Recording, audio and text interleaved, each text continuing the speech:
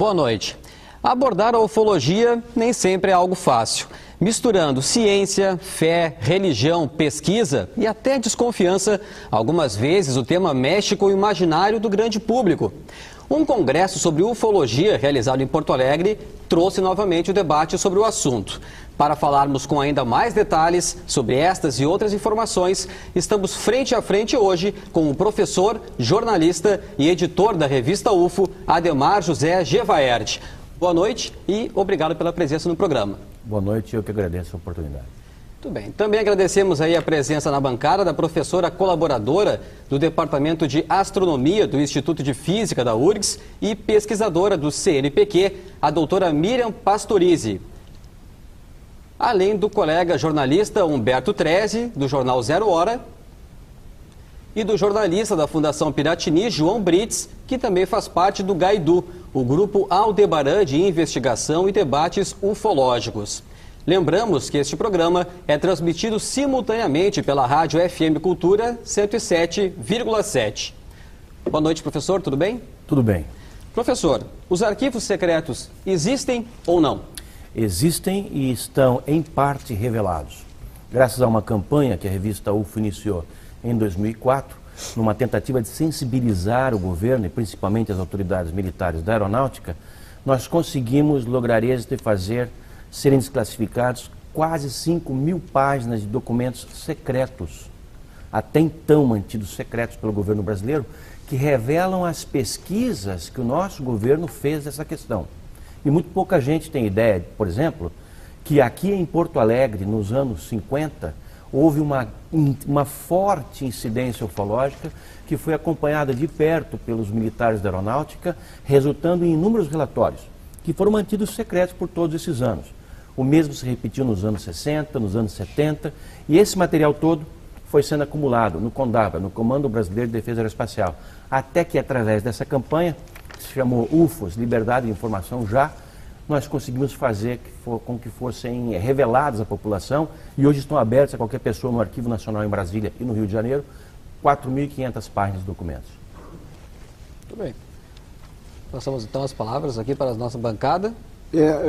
Gevaert, boa noite. Boa noite aos colegas de mesa aqui. Existem dados estatísticos sobre pessoas contatadas e abduzidas, e qual é a fonte dessas, se existe, né, qual é a fonte dessas estatísticas? Bom, infelizmente, a ufologia não se precaveu como devia há 20 ou 30 anos atrás para institucionalizar um banco de dados que contivesse informações sobre todas as ocorrências registradas, tanto de primeiro grau, quanto de segundo grau, quanto de terceiro grau, as abduções, os contatos, em escala global. Por isso nós não temos números precisos. Nós temos números brasileiros, nós temos números argentinos, nós temos números americanos, só que esses bancos de dados são setoriais e eles não conversam entre si. Mas eu te diria que há uma quantidade significativa de pessoas que foram abduzidas. E para aquelas pessoas que não sabem o que significa o termo, são situações em que gente como nós, de qualquer tipo de profissão, de qualquer grau de escolaridade, é levada por esses seres para algum tipo de contato dentro de naves, às vezes naves que ficam na atmosfera, às vezes naves que são levadas para bordo de outras naves que estão em órbita da Terra. São muitas essas pessoas. E a abdução, ela pode ser consentida ou a abdução ela é um rapto? A abdução ocorre quando ela não é consentida, mas há ocorrências em que pessoas são convidadas. Então aí já não se configura uma abdução. Por exemplo, há inúmeros casos pelo Brasil e pelo exterior em que o cidadão é chamado para ir a bordo da nave e, inclusive, há casos de pessoas que se recusaram.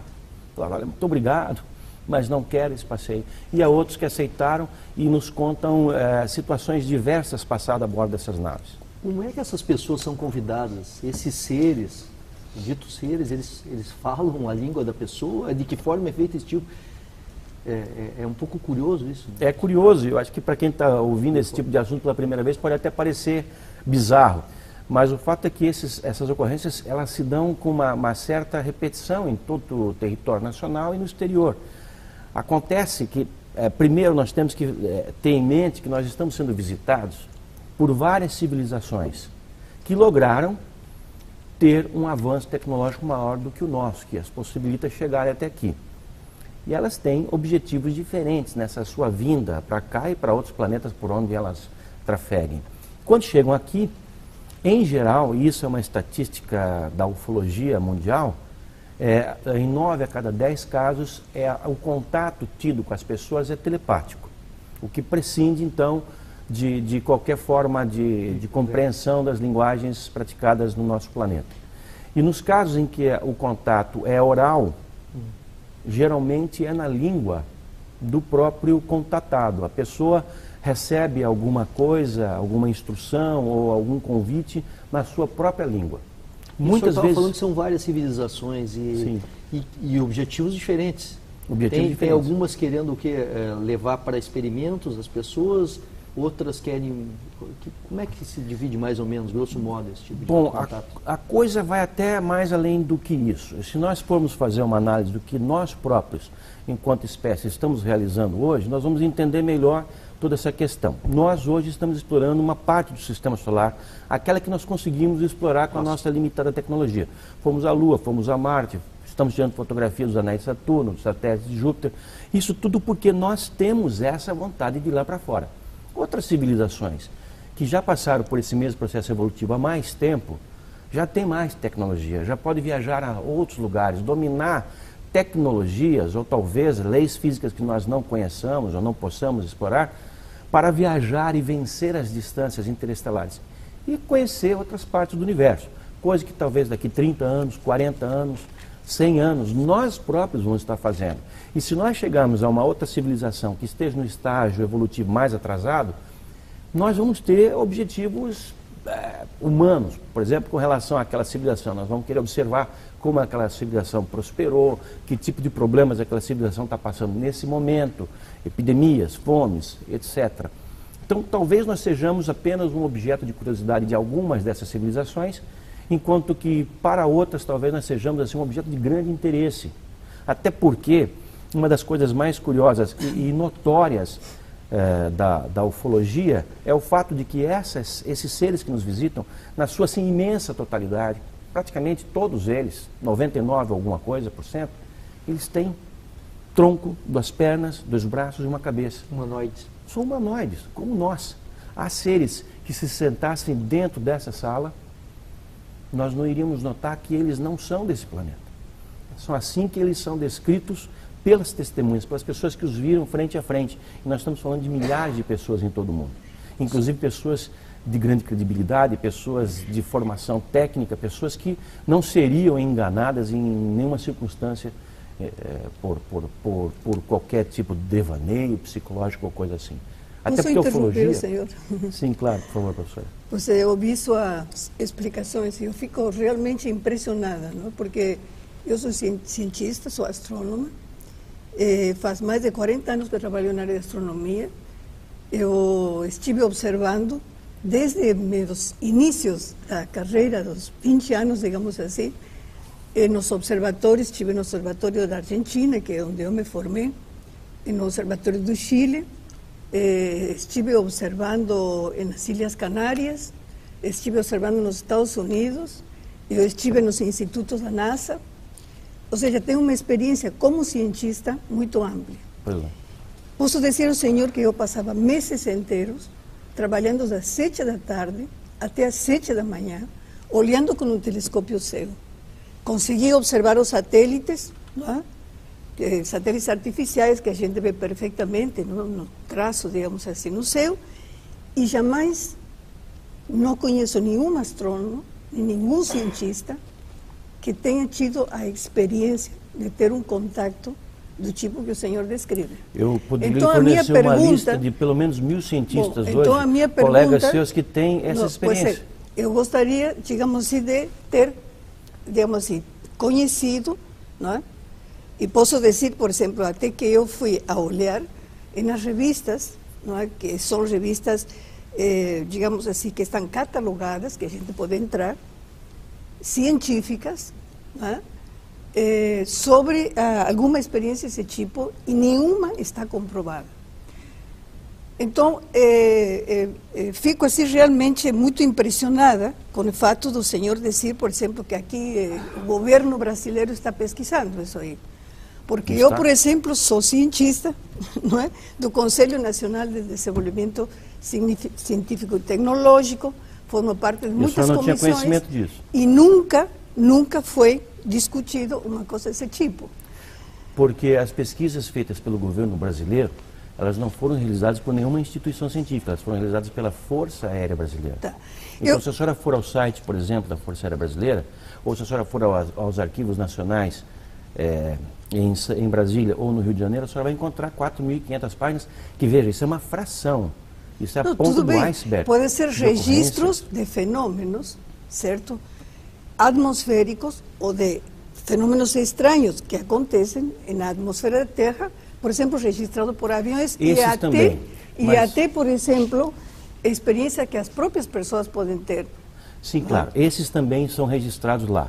Mas há uma equipe de alto nível na Força Aérea Brasileira que, durante todas as fases dessa investigação, imediatamente descartava aquilo que podia ser explicado. Até porque a ufologia começa desse ponto.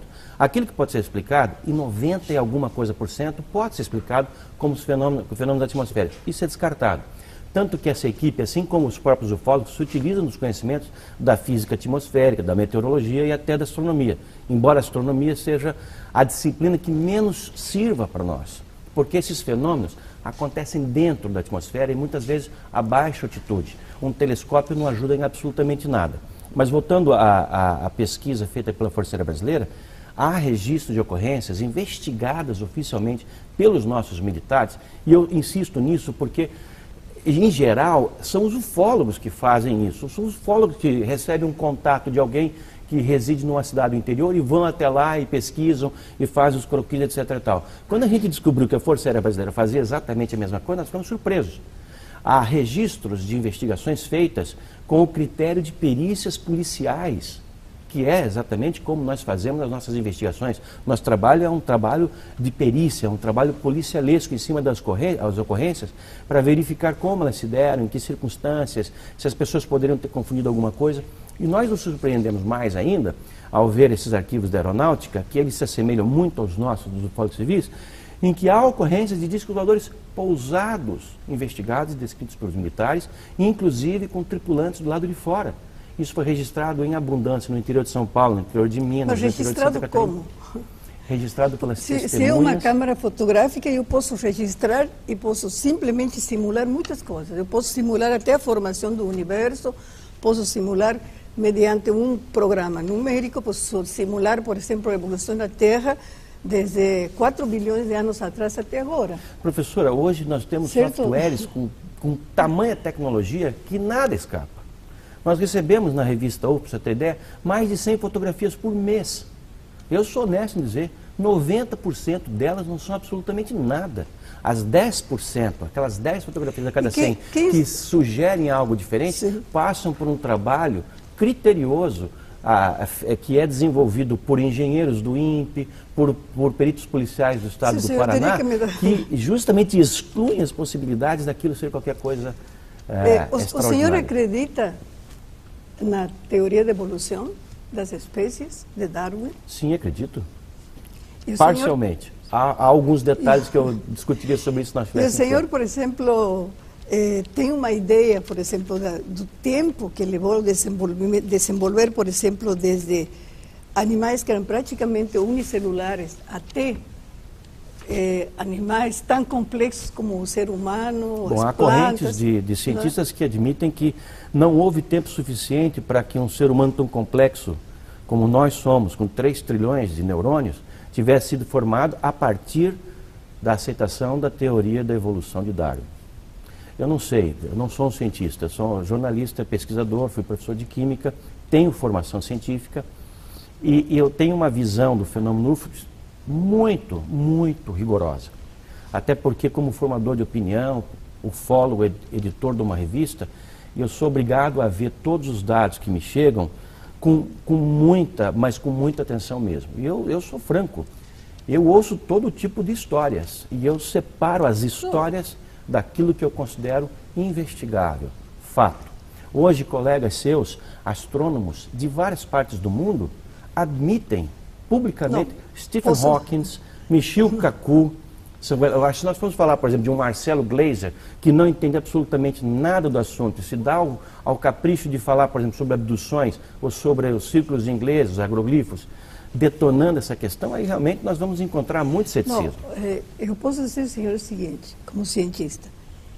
Existe vida no universo, além da nossa existe. Claro. E possivelmente existem outras civilizações, eu também concordo. Claro. E possivelmente existem.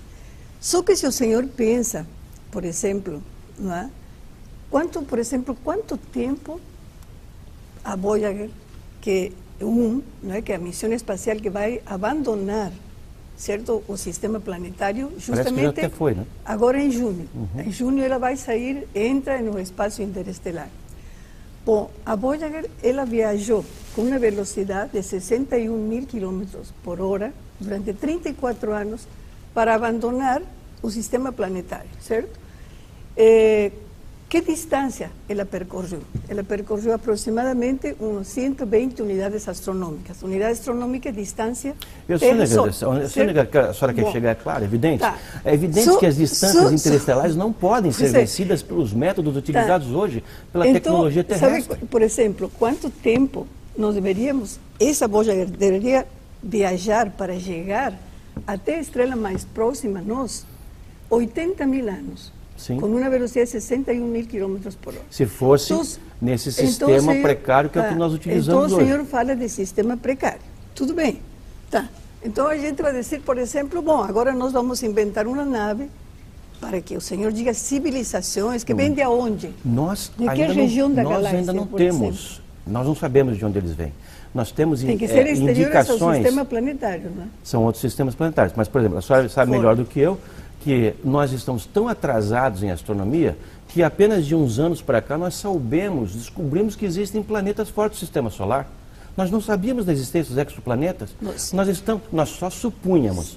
Hoje nós, pelo método de transição, sabemos matematicamente da existência de planetas. E temos confirmado aí por algumas dúzias de que eles têm, supostamente, superfície rochosa. Isso tudo para dizer que nós estamos ainda engatinhando em qualquer sistema científico que possamos considerar. Eu acho o seguinte, não? Eu acho o seguinte, não? É que a gente tem que ser humilde, certo? O ser humano tem que ter humildade. E de saber que, por exemplo, para nós chegar a este estágio que o senhor acha assim como muito precário, isso foram consumidas muitas horas de trabalho. Claro, muitas horas de trabalho. Não, evidente, claro. Olha só, não é Com muito grandes tempo, avanços nós fizemos, mas ainda assim avanços passos de formiga. Dos sumérios até agora, só passaram 6.000 anos. Interessante a senhora falar do Sumério. A senhora sabia que os sumérios, em todas as suas tábuas, registram a ocorrência de seres que vieram do céu, e está em toda a mitologia suméria, que já não é mais considerado como mito, que os Anunnaki, que significa literalmente aqueles que desceram do céu, conviveram com os sumérios.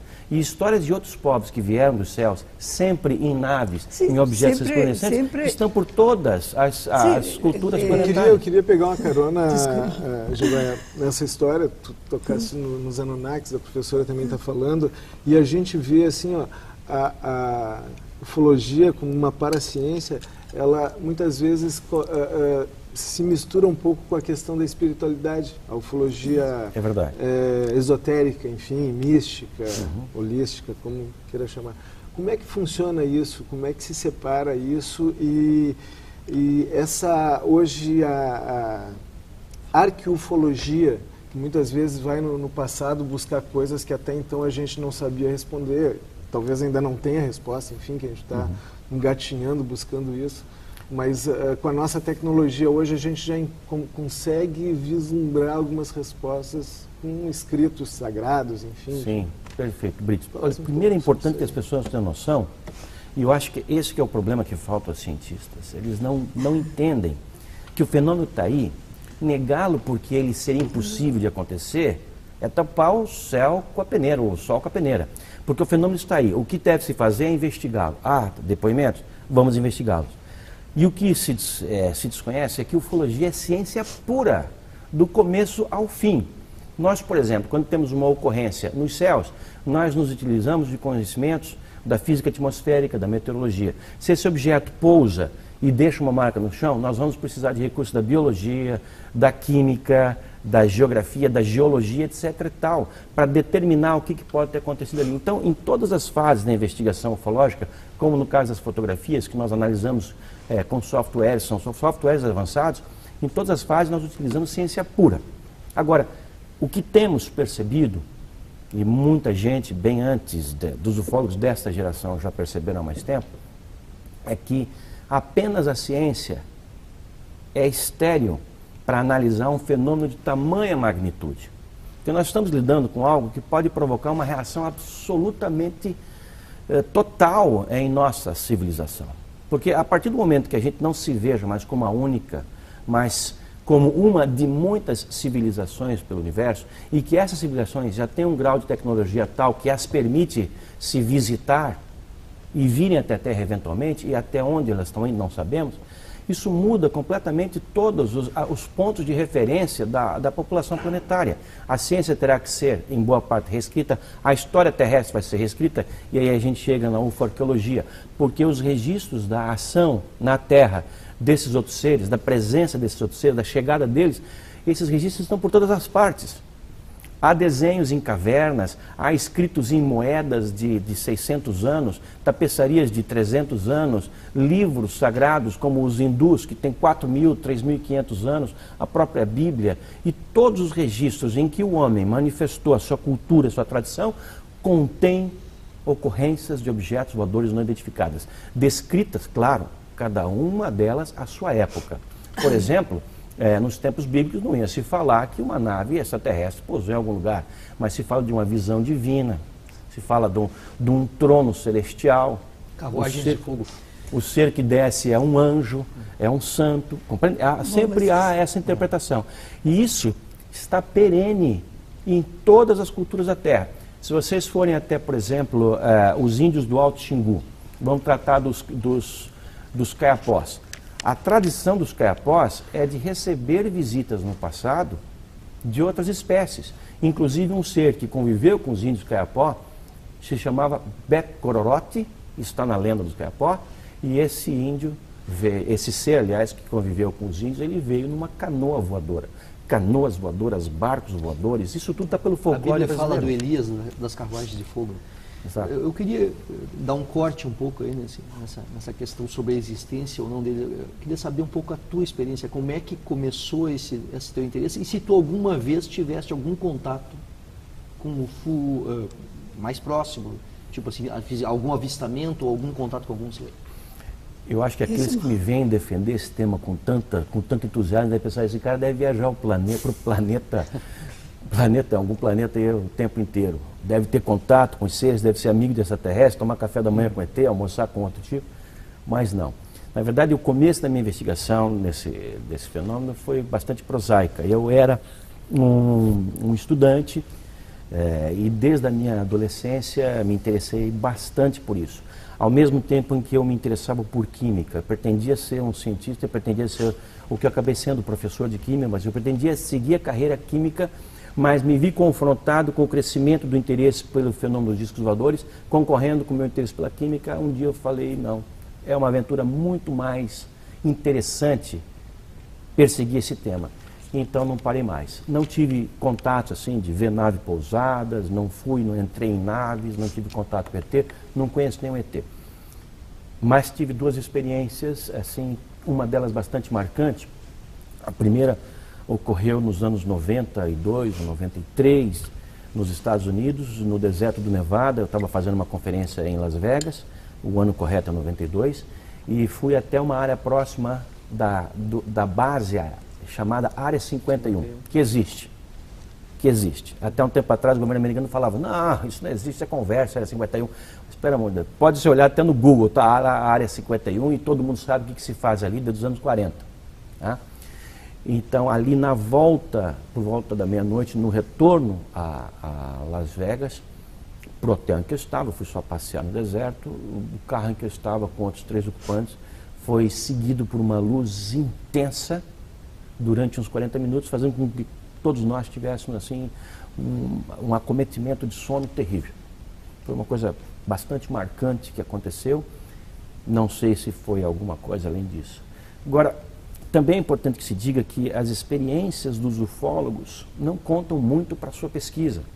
Os ufólogos investigam casos ocorridos com tantas outras pessoas. Pessoas que vão de agricultores, ou frentistas de posto, ou estudantes, até professores universitários, pilotos, astronautas, generais.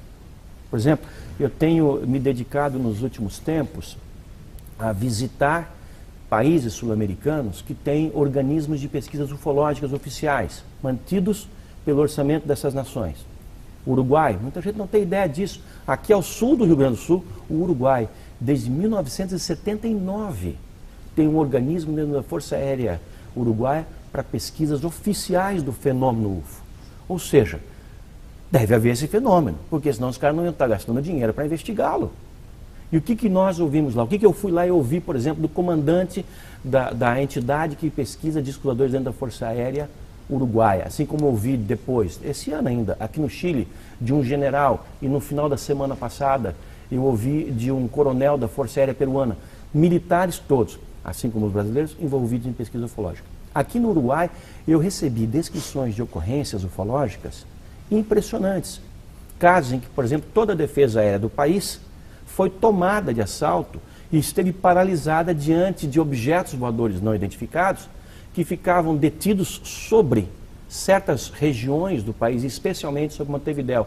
O mesmo se repetindo na travessia para Buenos Aires. Há casos, inclusive, de Boeings decolando do aeroporto de Ezeiza que tiveram que voltar porque no caminho se defrontaram com objetos voadores de grandes proporções. Isso foi investigado pela Força Aérea de ambos os países. E a Argentina, agora em 2010, restabeleceu o seu programa de investigação desse fenômeno oficialmente, e a Força Aérea Argentina também tem hoje uma entidade de pesquisa ufológica. Então, é o Uruguai, a Argentina, o Chile, o Peru e o Equador. São 5 países apenas nesse continente cujas forças aéreas têm verbas sendo destinadas, militares, pessoal, equipamentos, aviões destinados para a investigação desse fenômeno. A senhora tinha ouvido falar disso, professor? Não, sinceramente não. Agora, se eu ligo, por exemplo, se eu ligo para o senhor, ou mando um relato de que eu tive um contato, por exemplo, né? Então, conto uma história, que sei lá, me encontrei, que fui conduzida a outro sistema solar, etc, etc. Como é que o senhor comprueba que o que eu estou falando, né, é verdade? É verdadeiro. Ou simplesmente é uma alucinação que eu tive, ou simplesmente, sabe, tem pessoas que alucinam, claro. Que alucinam. Né? Nós, tem pessoas que têm mais a par disso, porque nós estamos vendo a alucinação de pessoas que então, ou seja, eu não, digamos assim, eu penso que existem fenômenos. E certamente eu não sou do cientista que o senhor pensa, que o cientista simplesmente se fecha, não é? E não quer aceitar porque nós não queremos queremos continuar sendo a única civilização. Não é isso, é que o cientista sempre, não é, para dizer que um fato realmente existe, precisa de alguma forma uma comprovação. Mas para obter essa informação, o cientista tem que sair a campo. Ele não pode esperar que no seu gabinete ele vá receber essas evidências. Aliás, até poderia. Eu tenho o maior prazer de mandar evidências para qualquer cientista que queira. Agora, eles têm que correr atrás disso também. Professor, só um instantinho, só vou lhe pedir para a gente fazer um intervalinho. Pois não. Aqui no Frente a Frente. No retorno, o senhor já faz a resposta da pergunta, tudo bem? Tá. Então, o Frente a Frente faz o intervalo, a gente volta na sequência.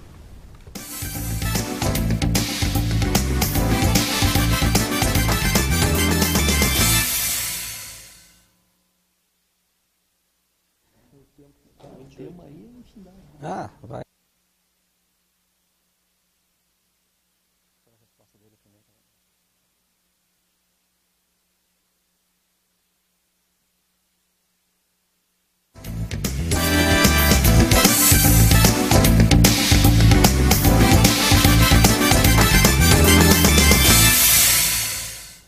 Frente a Frente dessa semana está de volta com o professor Gevaerd. Professor, então a resposta e a palavra é sua novamente. A gente teve ficou uma informação no primeiro bloco ainda. Muito obrigado.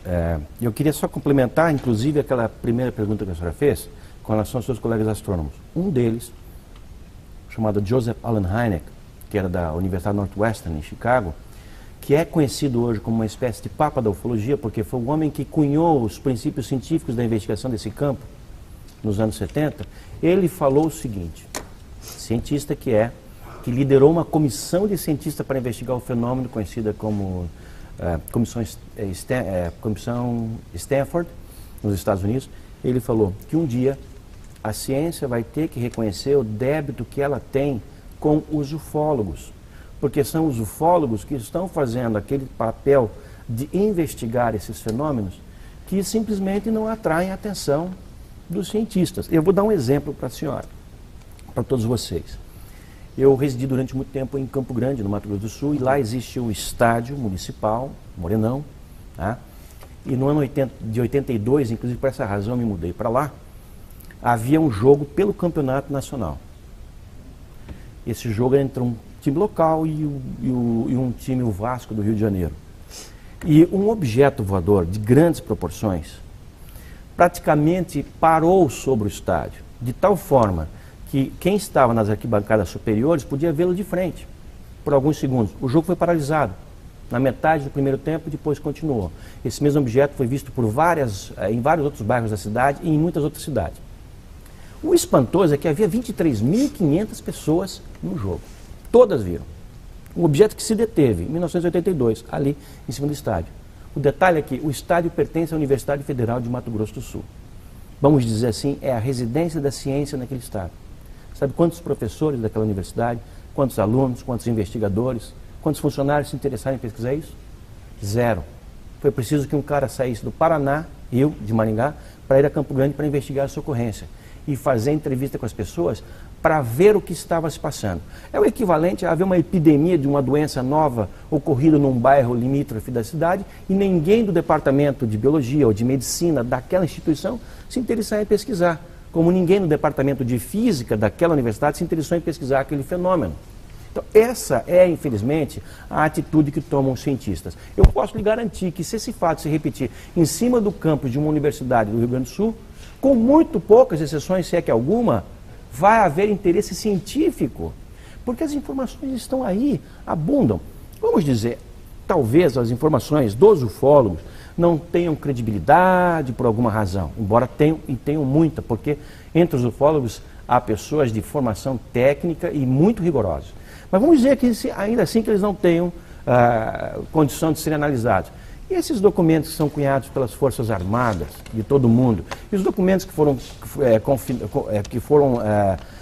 construídos a partir da investigação que foi feita, por exemplo, pelo governo britânico, pelo governo francês, que resultou no dossiê Cometa, um dossiê em que se diz, não apenas como conclusão, estamos sendo visitados por outras espécies cósmicas, como também nós devemos estar preparados para o que isso deve representar. Então, esses documentos, esse material de pesquisa está à disposição. Professor, o que os cientistas têm que fazer é ir até lá e pesquisar. Mas em 82, agora, se quiser, a gente também leva até eles, mas que faça alguma coisa. Em 82, ninguém conseguiu registrar isso no estádio? O jogo estava sendo transmitido em rede nacional na ocasião, porque era final de campeonato nacional, só que naquela época as câmeras tinham, sei lá, 200 quilos, ninguém conseguiu fazer. E, inclusive, câmeras fotográficas não eram tão difundidas naquela época, hoje são. Infelizmente não houve um registro, mas o objeto foi detectado até mesmo por radares do sistema de controle de tráfego aéreo e foi visto a partir pelos controladores de tráfego aéreo do aeroporto de Campo Grande. Como acontece com regularidade aqui no aeroporto Salgado Filho, no de Curitiba, no Afonso Pena, no de Guarulhos, no de Congonhas, no de Confins, etc. Tal. Controladores de tráfego aéreo tendo experiências ou relatando experiências, ouvindo experiências relatadas pelos pilotos que fazem os seus voos pousando, decolando ou sobre esses campos. Gevaer, eu queria entrar um pouco na casuística do fenômeno, tá? Pois não. Um dos casos que, enfim, mais me chama a atenção ocorreu na década de 70, a Operação Prato, e eu até queria que tu falasse um pouco sobre isso, porque isso aí envolve tanto o problema de atendimentos médicos coletivos na cidade, foi em Colares, no no Pará, né, no estado do Pará, e também envolve toda uma equipe de militares da aeronáutica que foi lá pesquisar, e esses arquivos ficaram, eu imagino que por muitos anos fechados, hoje vieram, uma parte veio à tona, não sei, queria que tu falasse um pouco sobre isso. Excelente pergunta. Eu me especializei na pesquisa dessa missão militar que ocorreu nos anos 70 na Ilha de Colares, na região do Salgado, na Amazônia. Não está longe, está a 150 quilômetros de Belém, portanto está quase que na área metropolitana. E esse foi um fato que nunca se repetiu em lugar algum do mundo que nós temos conhecimento. Durante os anos 74, 75, 76 e agravando-se em 77, as pessoas estavam vendo, se aproximavam, dava para se ver o formato desse objeto, que era como cilindros, como uma lata de cerveja, por exemplo, ampliada com vidros ao redor, pessoas dentro, e raios de luz eram emitidos desses objetos na direção das testemunhas, que as atingiam da região dos seus braços para cima. 75% dos casos com mulheres, 25% com homens, e animais também foram atacados. Foram milhares de pessoas atacadas por esse fenômeno, sendo que pelo menos 4 óbitos foram registrados. Chegou um ponto que a situação estava tão alarmante que a população da ilha, que era de 10 mil habitantes, já tinha ido embora. Restaram 1.000 habitantes. Nessa ocasião, os líderes comunitários da Ilha de Colares foram até a base aérea do 1º Comando Aéreo Regional em Belém do Pará, conversaram com o brigadeiro Protásio de Oliveira e disseram: brigadeiro, esse negócio vem do céu, a Força Aérea tem que investigar. E a Força Aérea mandou uma equipe para investigar, que foi comandada por um capitão da intendência na ocasião chamado Irangê Holanda, que depois se aposentaria como coronel. Ele reuniu um grupo de 3 a 4 dúzias de homens militares que durante 4 meses, de setembro a dezembro de 1977, permaneceram na Ilha de Colares e outras regiões, região da Baía do Sol, ali investigando esses fenômenos. Durante os dias, eles conversavam com as testemunhas e apuravam os seus relatos. 2.000 páginas de documentos foram cunhadas a partir disso. Durante a noite, com o uso de equipamentos sofisticados, inclusive de radares portáteis, eles tentavam fazer a detecção e o registro desse fenômeno. Cerca de 500 fotografias foram feitas e 16 horas de filmes de UFOs sobre a Amazônia foram registrados pela Força Aérea Brasileira durante uma operação militar, oficial e secreta, com alguns vazamentos mais secreta. A coisa chegou a um ponto tal que os militares da Força Aérea Brasileira, e isso quem me revelou pessoalmente foi o Irangê Holanda, 20 anos depois, em 97, quando ele resolveu abrir o sigilo, ele estava aposentado, ele me ligou e ele me escolheu para fazer esse depoimento todo. Isso é uma entrevista enorme que está no site da revista UFO, publicado em vários idiomas. Ele revelou em detalhes como as naves, gradativamente, semana após semana, se aproximavam dos acampamentos dos militares, a ponto de, se o acampamento mudasse para o outro lado da ilha, os objetos iam atrás. E eles fotografaram isso, professor? Mais de 500 vezes, mais de 500 fotografias foram feitas e 16 horas de filmes em formato Super 8 foram feitos. Houve a participação de militares americanos que foram mandados para aquela região e o fato todo culminou, essa grande incidência que foi pesquisada pela essa missão militar, que recebeu o nome de Operação Prato. Operação Prato, está na internet, inúmeras fotografias, inúmeros materiais. Isso culminou no começo de dezembro de 1977, com um contato oficial entre o comandante da operação, fardado, e seus homens, com um objeto voador não identificado, do qual saiu um tripulante, levitando, flutuando no ar, de um aparelho de 100 metros de altura, aproximadamente, estimado por ele. Abriu-se uma porta lá de cima, esse ser desceu por aquela porta e chegou ao nível da divisão dos militares que estavam à frente da Operação Prato. Eles se entreolharam, não houve contato de nenhuma espécie, o ser voltou para dentro daquela nave, aquela nave decolou lentamente e foi embora, e muitas outras voltaram a aparecer. Isso se sucedeu diariamente no território nacional. Não há registro em nenhuma outra parte do mundo onde uma missão militar deste porte, de 3 a 4 dúzias de homens, durante 4 meses seguidos investigando UFOs, ter ocorrido. Fazer o advogado do diabo também aqui na história, já que... me perdoe. E isso tudo poderia ser uma tecnologia, não de fora, mas daqui mesmo, sei lá, alguma potência que... Seria absolutamente impossível, até porque essa ação destas naves naquela região particular, naquele tempo particular no Brasil, chamou a atenção, por exemplo, dos militares norte-americanos. Né? Eles vieram ao Brasil para ver o que estava se passando. E, inclusive, eles ajudaram os militares brasileiros que estavam tendo dificuldade para fazer o registro dos objetos. Havia um objeto pequeno que o comandante da operação, o Irã de Holanda, chamava de modelo esportivo, que parecia ser com um carmanguia. Ele se aproximava mais dos acampamentos. E ele fazia fotografias e depois, fotografias analógicas das antigas. Depois ele mandava revelar e não conseguia, não aparecia nada. E foram os militares americanos que vinham regularmente conferir os avanços da Operação Prato, que deram à Holanda equipamentos e filmes ultrassensíveis, através dos quais, por meio dos quais, ele conseguiu então registrar esses fenômenos. Essas fotografias, só para completar, esses documentos não são mais secretos. Das 2.000 páginas de documentos produzidas pela Força Aérea Brasileira, por volta de 300 e alguma coisa estão liberadas e estão no Arquivo Nacional. Por que não estão todas as dúvidas? Essa é a nossa pergunta, Brits. E isso que nós queremos. Das 500 fotografias, 150, 180 foram reveladas. E as outras? E dos filmes? Eu tenho depoimentos de pessoas que assistiram aos filmes, que ficaram assim, estupefactos. Naves gigantescas, enormes, filmadas sobre o Rio Amazonas. Das 16 horas de filmes, nem um minuto sequer foi aberto pelo governo.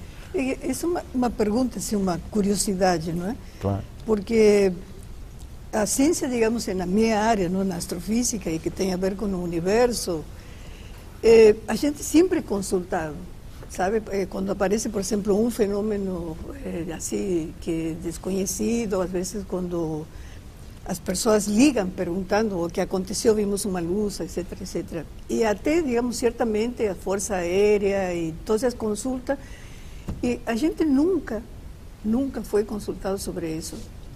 E nunca se tem assim um registro científico de um evento desse tipo, assim, tão massivo e tão coisas. Eu tenho que fazer uma intervenção para dizer que existem sim os registros científicos. Talvez a senhora não os conheça, não esteja a par deles. Não é eu que não conheço, não. Posso garantir, posso dizer que ninguém aqui da minha área, em todo o Brasil, conhece ou foi consultado, sabe disso aí.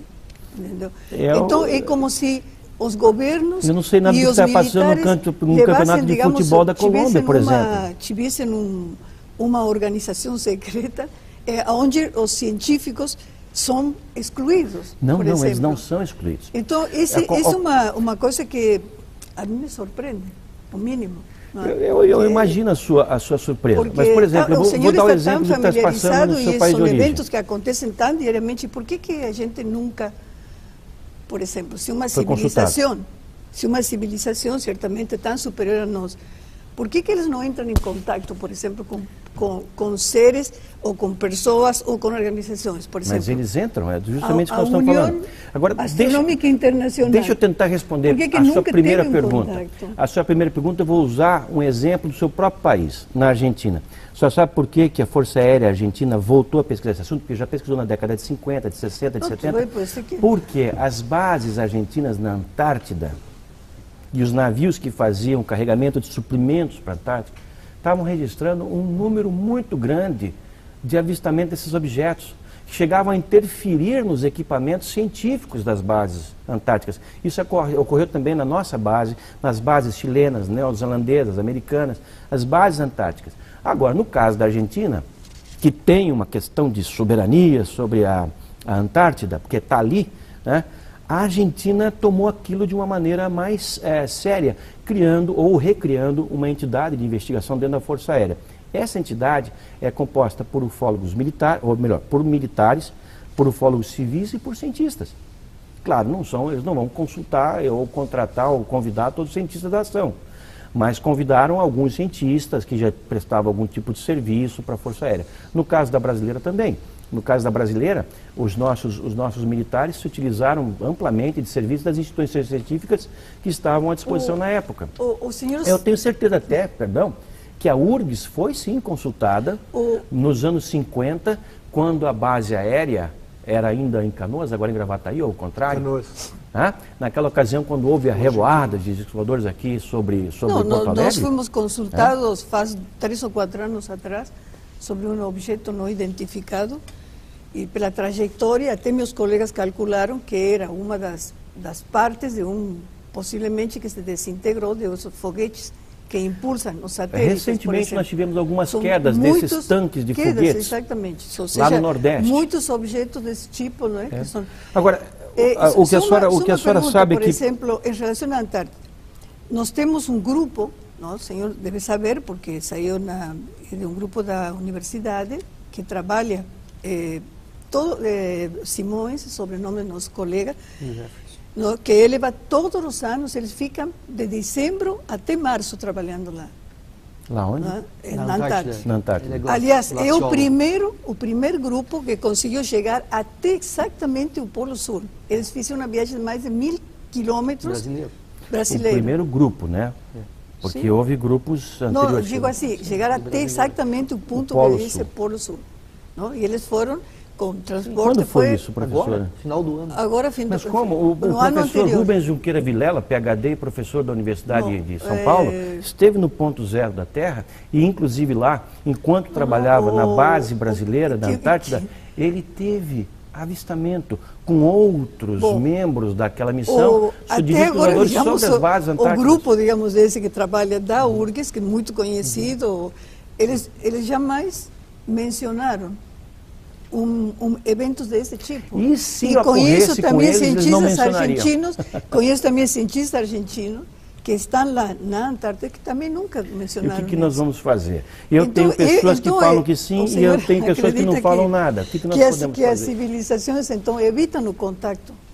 Não, com os cientistas. Elas evitam um contato aberto, mas um contato ocorrendo num nível, vamos dizer, subliminar, isso acontece há milênios. Mas tem uma explicação, eu tenho 2 perguntas. Uma é essa, por que elas não fazem contato aberto com entidades governamentais e tal? Isso. Como a gente imagina aquela coisa do filme, leve-me ao seu líder. Se eu chegasse a Marte, eu perguntaria quem é o bambambam do pedaço lá. Claro. E isso aparentemente não acontece aqui. Não. E eu acredito no que tu está dizendo, essa coisa da Operação Prato, acredito que tenha documentos secretos a respeito por motivos óbvios. Eu não entendo é por que os que nos contatam não procuram os governos, ou procuram e a gente não sabe. E a outra coisa, eu queria que falasse um pouco sobre episódios da casuística aqui no Rio Grande do Sul, para ficar mais próximo do nosso telespectador. Né? Pois não. No primeiro caso, a discussão é longa, a discussão é muito profunda. Nós próprios ufólogos temos o nosso questionamento, por que afinal que eles não fazem um contato mais amplo? Mas nós temos que pensar de uma outra forma. Esses seres, eles já detêm o poder de entrar e sair da nossa atmosfera, e é justamente isso que assombra os governos, há milênios, há décadas pelo menos, de maneira documentada. Registros de radar, etc. e tal, que demonstram que eles têm uma grande familiaridade com a nossa espécie. Vêm aqui quando querem, fazem o que querem. São muito semelhantes a nós. Uma indicação de que é muito provável que nós e eles tenhamos um parentesco de alguma espécie, um parentesco comum. E, aparentemente, esses seres não demonstram ainda ter nenhum interesse em se fazer mostrar, em se fazer conhecido de maneira ampla.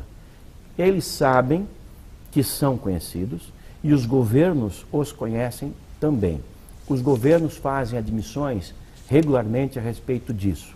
Vários governantes. Por exemplo, Jimmy Carter, Ronald Reagan, são homens que durante os seus mandatos falaram muito a respeito desse assunto. Está se pressionando agora Barack Obama para que ele abra os arquivos secretos do governo americano. Aí sim a coisa vai ser séria.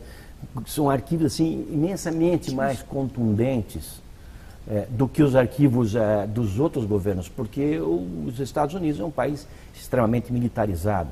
E um dos grandes problemas que os Estados Unidos enfrentaram, e ainda enfrentam, é que a partir do momento do desenvolvimento da bomba atômica, nos anos 40, depois do Projeto Manhattan, é que os UFOs começaram a aparecer de uma maneira mais intensa. E foram registrados, a partir de então, sempre em que havia... em locais em que havia algum tipo de investimento na área nuclear. Chegando ao ponto em que, em pontos de mísseis de lançamento de mísseis balísticos, Minuteman, no norte dos Estados Unidos, que são centenas, os UFOs passaram a ser um problema sério. Hoje nós temos ex-militares, militares na reserva da Força Aérea e do Exército Americano, que eram encarregados de cuidar, de monitorar as equipes, que eram inúmeras, de manutenção desses mísseis atômicos, e que estão indo a público para dizer, como o coronel Robert Salas, que eu entrevistei recentemente nos Estados Unidos. O Robert Salas é um dos homens que vai a público, como esteve no Larry King, para dizer: o governo americano está escondendo informações seríssimas sobre a ação de UFOs sobre bases de mísseis norte-americanos, que chegaram ao ponto de invalidar as cabeças nucleares, os códigos de lançamento, enfim, inutilizar aqueles aparatos de guerra. Então, o governo sabe disso? Sabe.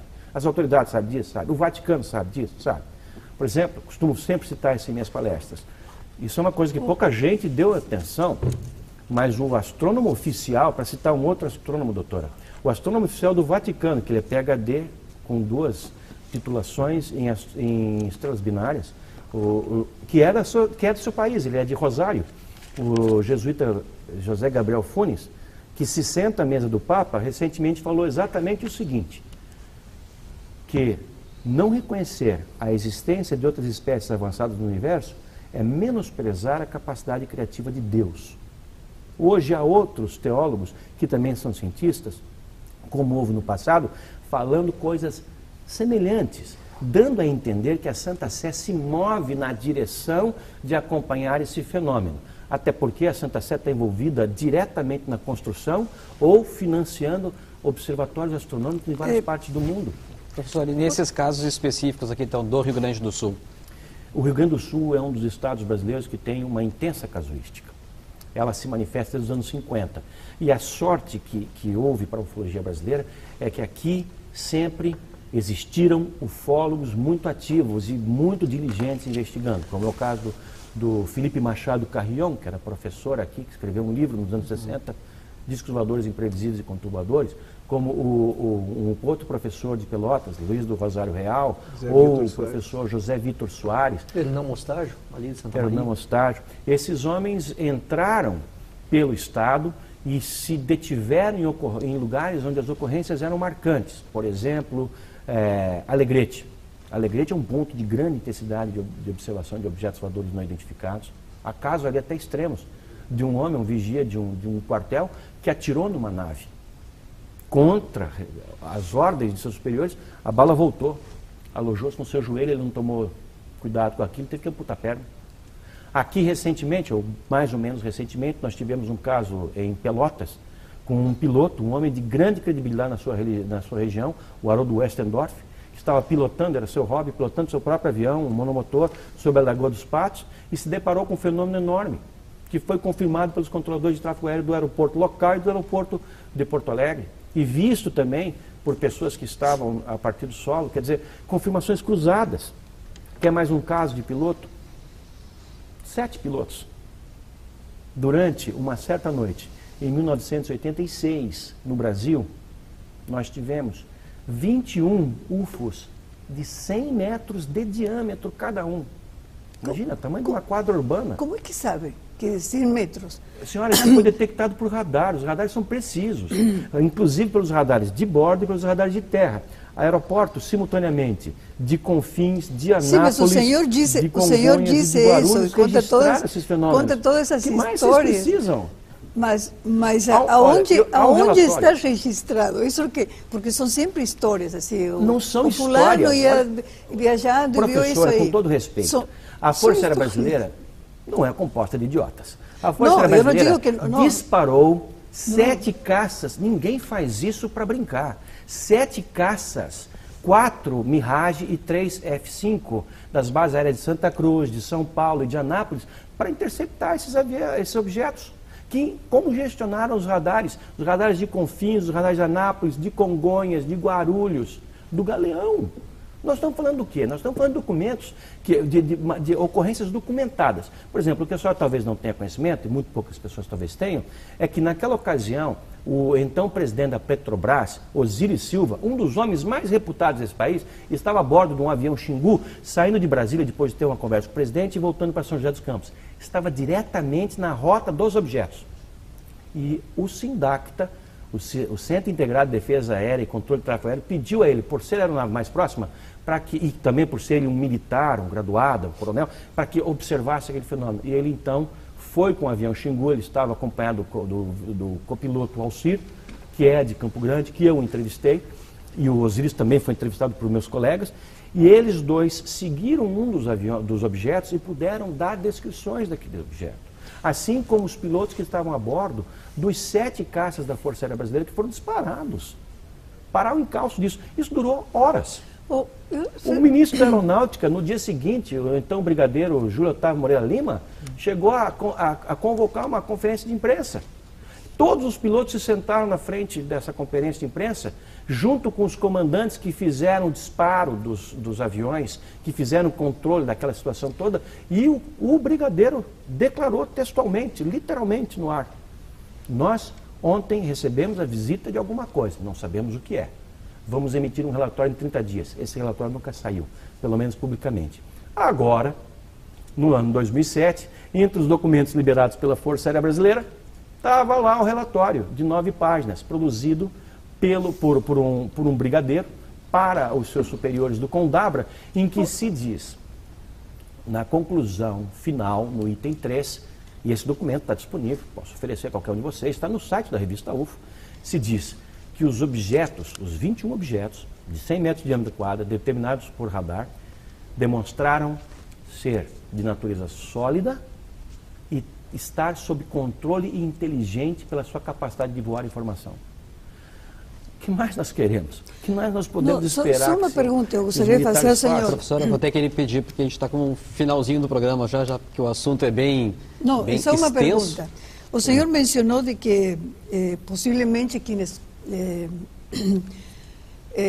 digamos assim, tripulam, não é? Aqueles que estão, essas naves, eles seriam seres muito parecidos conosco, certo? Sim. Ou seja, organismos vivos. Então, a que velocidade, não é? Eles deveriam se transportar, porque certamente eles não estão dentro do sistema solar, fora do sistema solar, para visitar-nos assim tão diariamente, assim, tão frequentemente, regularmente, como o senhor menciona. Eles deveriam praticamente, não é, se transportar com velocidades quase velocidades próximas à luz. Talvez muito acima dele. Tá? E acima dele, exatamente. Ou seja, mas, cientificamente, a gente sabe que qualquer organismo vivo, ou, por exemplo, qualquer elemento sólido, como poderia ser aquele de uma nave, não consegue sobreviver sem transformações drásticas, moviendo-se a essa velocidade. E isso está comprovado cientificamente. Sim. Em laboratórios que isso acontece. Então, como é possível, entendeu, que acreditar na existência desse tipo não acreditar, professor, de organismos? Saber, conhecer as informações. Não, mas é que é o seguinte, eu pergunto, bom, então com que velocidade eles se transportam? Que material compõe a nave? Esses são as grandes respostas que todos nós buscamos. Eu convido a senhora, os seus colegas da URGS a tentarem buscar essa resposta também. Mas como nós vamos a buscar se a gente jamais consegue ter contato com esses seres? Mas com o telescópio a senhora jamais vai conseguir. Não, nem com o telescópio. Olha, eu já andei... 5 segundinhos, professor, por favor, só para responder essa última pergunta com relação à questão da velocidade mesmo, por favor. Nós não temos como determinar isso. Isso nós fomos levar em consideração as teorias, que são só teorias, é verdade, só teorias, de que nada viaja acima da velocidade da luz. Nós vamos ter então que chamar os extraterrestres que pousarem aqui da próxima vez, que abordarem, por exemplo, esses jatos da Força Aérea Brasileira, o Aurora Estelar, e falar: caras, vocês não podem existir, voltem para o planeta de vocês, a velocidade que vocês quiserem, vocês não podem existir porque a ciência está dizendo que nada viaja acima da velocidade da luz. Será isso?